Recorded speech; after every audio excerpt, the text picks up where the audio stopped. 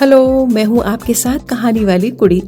आज आपके लिए लेकर आई हूँ अमृता प्रीतम की लिखी हुई कहानी उधड़ी हुई कहानियां। मैं और केतकी अभी एक दूसरे की वाकिफ नहीं हुई थी कि मेरी मुस्कुराहट ने उसकी मुस्कुराहट से दोस्ती गांठ ली। मेरे घर के सामने नीम के और कीकर के पेड़ों में घिरा हुआ एक बांध है। बांध के दूसरी ओर सरसों और चने के खेत हैं। इन खेतों के बाईं बगल में किसी सरकारी कॉलेज का एक बड़ा बगीचा है। इस बगीचे के एक नुक्कड़ पर केतकी की झोपड़ी है। बगीचे को सींचने के लिए पानी की छोटी छोटी खाइयां जगह जगह बहती हैं। पानी की एक खाई केतकी की झोपड़ी के आगे से भी गुजरती है। इसी खाई के किनारे पर बैठी हुई केतकी को मैं रोज देखा करती थी। कभी वो कोई हंडिया या परात साफ कर रही होती और कभी सिर्फ पानी की अंजुलियां भर भर कर चांदी के गजरों से लदी हुई अपनी बाहें धो रही होती। चांदी के गजरों की तरह ही उसके बदन पर ढलती आयु ने मांस की मोटी मोटी सलवटें डाल दी थीं। पर वो अपने गहरे सांवले रंग में भी इतनी सुंदर लगती थी कि मांस की मोटी मोटी सलवटें मुझे उसकी उम्र का सिंगार सी लगती थीं। शायद इसीलिए कि उसके होठों की मुस्कुराहट में एक अजीब सी भरपूरगी थी, एक अजीब सी संतुष्टि जो आज के जमाने में सबके चेहरों से गायब हो गई है। मैं उसे रोज देखती थी और सोचती थी कि उसने जाने कैसे ये भरपूरता अपने मोटे और सांवले होठों में संभाल कर रख ली थी। मैं उसे देखती थी और मुस्कुरा देती थी, वो मुझे देखती और मुस्कुरा देती। और इस तरह मुझे उसका चेहरा बगीचे के सैकड़ों फूलों में से एक फूल जैसा ही लगने लगा था। मुझे बहुत से फूलों के नाम नहीं आते, पर उसका नाम मुझे मालूम हो गया था, मांस का फूल। एक बार मैं पूरे 3 दिन तक उसके बगीचे में न जा सकी।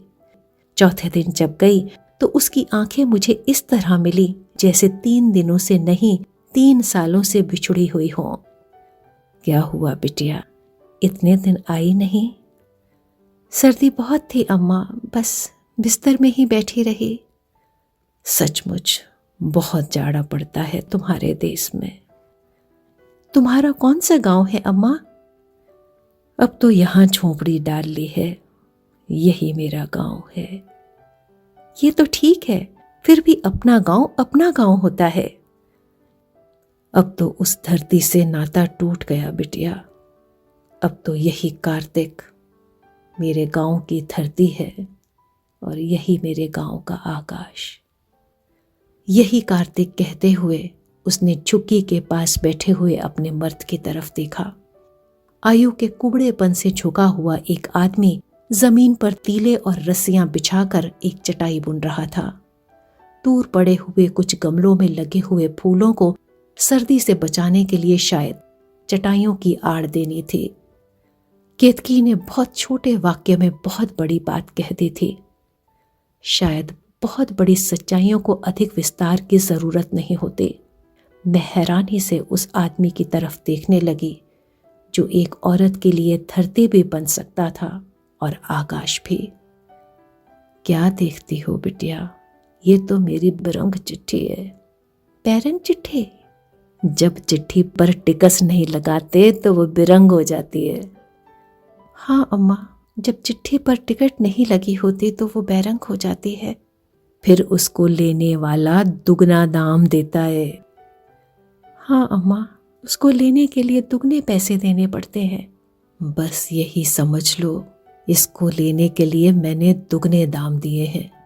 एक तो तन का दाम दिया और दूसरा मन का। मैं केतकी के चेहरे की तरफ देखने लगी। केतकी का सादा और सांवला चेहरा जिंदगी की किसी बड़ी फिलॉसफी से सुलग उठा था। इस रिश्ते की चिट्ठी जब लिखते हैं तो गांव के बड़े बूढ़े इसके ऊपर अपनी मोहर लगाते हैं। तो तुम्हारी इस चिट्ठी के ऊपर गांव वालों ने अपनी मोहर नहीं लगाई थी? नहीं लगाई तो क्या हुआ, मेरी चिट्ठी थी, मैंने ले ली। ये कार्तिक की चिट्ठी तो सिर्फ केतकी के नाम लिखी गई थी। तुम्हारा नाम केतकी है? कितना प्यारा नाम है। तुम बड़ी बहादुर औरत हो अम्मा। मैं शेरों के कबीले में से हूँ। वो कौन सा कबीला है अम्मा? यही जो जंगल में शेर होते हैं वे सब हमारे भाई बंधु हैं। अब भी जब जंगल में कोई शेर मर जाए तो हम 13 दिन तक उसका मातम मनाते हैं। हमारे कबीले के मर्द लोग अपना सर मुंडा लेते हैं और मिट्टी की हंडिया फोड़कर मरने वाले के नाम पर दाल चावल बांटते हैं।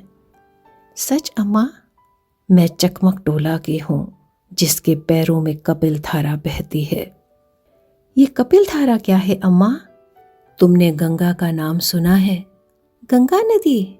गंगा बहुत पवित्र नदी है, जानती हो ना? जानती हूं, पर कपिल धारा उससे भी पवित्र नदी है। कहते हैं कि गंगा मैया 1 साल में एक बार काली गाय का रूप धारण कर कपिल धारा में स्नान करने के लिए जाती है। वो चकमक टोला किस जगह है अम्मा? करंजिया के पास। और ये करंजिया? तुमने नर्मदा का नाम सुना है? हाँ, सुना है।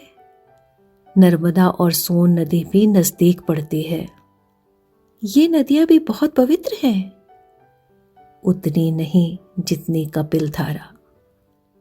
जब एक बार धरती की सारी खेतियां सूख गई थीं और लोग बेचारे उजड़ गए थे तो उनका दुख देखकर ब्रह्मा जी रो पड़े थे। ब्रह्मा जी के 2 आंसू धरती पर गिर पड़े। बस जहां उनके आंसू गिरे वहां नर्मदा और सोन नदी बहने लगी। अब इनसे खेतों को पानी मिलता है। और कपिल धारा से? इससे तो मनुष्य की आत्मा को पानी मिलता है।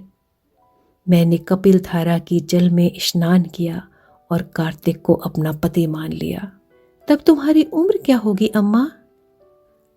16 बरस की होगी। पर तुम्हारे माँ बाप ने कार्तिक को तुम्हारा पति क्यों नहीं माना? बात ये थी कि कार्तिक की पहले एक शादी हुई थी। उसकी औरत मेरी सखी थी। बड़ी भली औरत थी। उसके घर चुंदरू मुंदरू 2 बेटे हुए। दोनों ही बेटे एक ही दिन जन्मे थे। हमारे गांव का गुनिया कहने लगा कि यह औरत अच्छी नहीं है। इसने एक ही दिन अपने पति का संग भी किया था और प्रेमी का भी। इसीलिए एक की जगह 2 बेटे जन्मे हैं। उस बेचारी पर इतना बड़ा दोष लगा दिया। पर गुनिया की बात को कौन टालेगा। गांव का मुखिया कहने लगा कि रूपी को प्रायश्चित करना होगा। उसका नाम रूपी था। वो बेचारी रो रो कर आधी रह गई। फिर ऐसा हुआ कि रूपी का एक बेटा मर गया। गांव का गुनिया कहने लगा कि जो बेटा मर गया वो पाप का बेटा था, इसलिए मर गया। फिर रूपी ने एक दिन दूसरे बेटे को पालने में डाल दिया और थोड़ी दूर जाकर महुए के फूल डले आने लगे। पास की झाड़ी में भागता हुआ हिरन आया। हिरन के पीछे शिकारी कुत्ता लगा हुआ था। शिकारी कुत्ता जब पालने के पास आया तो उसने हिरन का पीछा छोड़ दिया और पालने में पड़े हुए बच्चे को खा लिया। बेचारी रूपी। अब गांव का गुनिया कहने लगा, जो पाप का बेटा था उसकी आत्मा हिरन की जोन में चली गई। तभी तो हिरन भागता हुआ उसके दूसरे बेटे को भी खाने के लिए पालने के पास आ गया। पर बच्चे को हिरन ने तो कुछ नहीं कहा था, उसको तो शिकारी कुत्ते ने मार दिया था। गुनिये की बात को कोई नहीं समझ सकता बेटिया।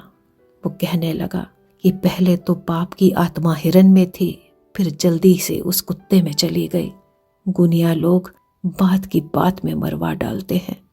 बसाई का नंदा जब शिकार करने गया था तो उसका तीर किसी हिरन को नहीं लगा था। गुनिया ने कह दिया कि जरूर उसके पीछे उसकी औरत किसी गैर मर्द के साथ सोई होगी, तभी तो उसका तीर निशाने पर नहीं लगा। नंदा ने घर आकर अपनी औरत को तीर से मार दिया। अरे! गुनिया ने कार्तिक से कहा कि वो अपनी औरत को जान से मार डाले। नहीं मारेगा तो पाप की आत्मा उसके पेट से फिर जन्म लेगी और उसका मुख देखकर गांव की खेतियां सूख जाएंगी। फिर कार्तिक अपनी औरत को मारने के लिए सहमत न हुआ। इससे गुनिया भी नाराज हो गया और गांव के लोग भी। गांव के लोग नाराज हो जाते हैं तो क्या करते हैं? लोग गुनिया से बहुत डरते हैं। सोचते हैं कि अगर गुनिया जादू कर देगा तो गांव के सारे पशु मर जाएंगे। इसलिए उन्होंने कार्तिक का हुक्का पानी बंद कर दिया। पर वे ये नहीं सोचते थे कि अगर कोई इस तरह अपनी औरत को मार देगा तो वो खुद जिंदा कैसे बचेगा? क्यों? उसको क्या होगा? उसको पुलिस नहीं पकड़ेगी? पुलिस नहीं पकड़ सकती। पुलिस तो तब पकड़ती है जब गांव वाले गवाही देते हैं।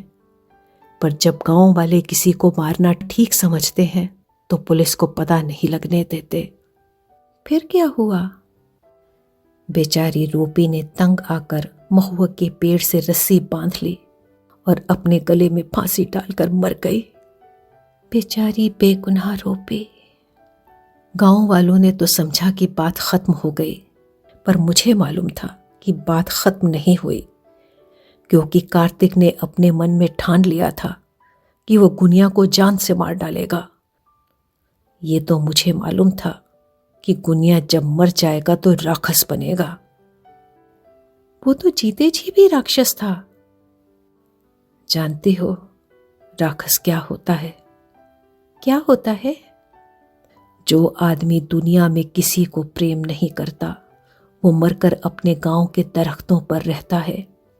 उसकी रूह काली हो जाती है और रात को उसकी छाती से आग निकलती है। वो रात को गांव की जवान लड़कियों को डराता है। फिर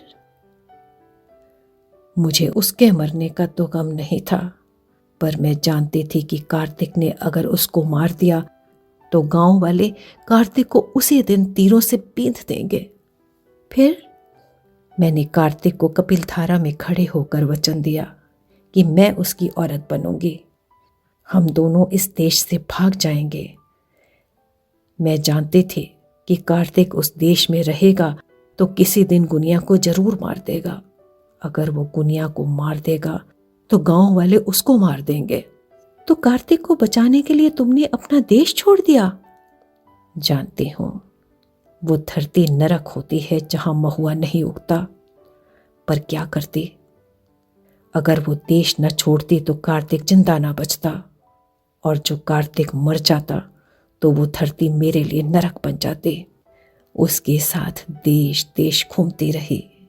फिर हमारी रूपी भी हमारे पास लौट आई। रूपी कैसे लौट आई? हमने अपनी बिटिया का नाम रूपी रख दिया था। ये भी मैंने कपिलधारा में खड़े होकर मन से वचन लिया था कि मेरे पेट से जब भी कोई बेटी होगी मैं उसका नाम रूपी रखूंगी। मैं जानती थी कि रूपी का कोई कसूर नहीं था। जब मैंने बिटिया का नाम रूपी रखा तो मेरा कार्तिक बहुत खुश हुआ। अब तो रूपी बहुत बड़ी होगी। अरे बिटिया, अब तो रूपी के बेटे भी जवान होने लगे। बड़ा बेटा 8 बरस का है और छोटा 6 बरस का। मेरी रूपी यहाँ के बड़े माली से ब्याही है। हमने दोनों बच्चों के नाम चुंदरू मुंदरू रखे हैं। वही नाम जो रूपी के बच्चों के थे? हाँ, वही नाम रखे हैं। मैं जानती हूँ उनमें से कोई भी पाप का बच्चा नहीं था। मैं कितनी देर केतकी के चेहरे की तरफ देखती रही। कार्तिक की वो कहानी जो किसी गुनिया ने अपने निर्दय हाथों से उधेड़ दी थी। केतकी अपने मन के सुच्चे रेशमी धागे से उस उधड़ी हुई कहानी को फिर से सी रही थी। ये एक कहानी की बात है और मुझे भी मालूम नहीं, आपको भी मालूम नहीं कि दुनिया के ये गुनिये दुनिया की कितनी कहानियों को रोज उधेड़ते हैं।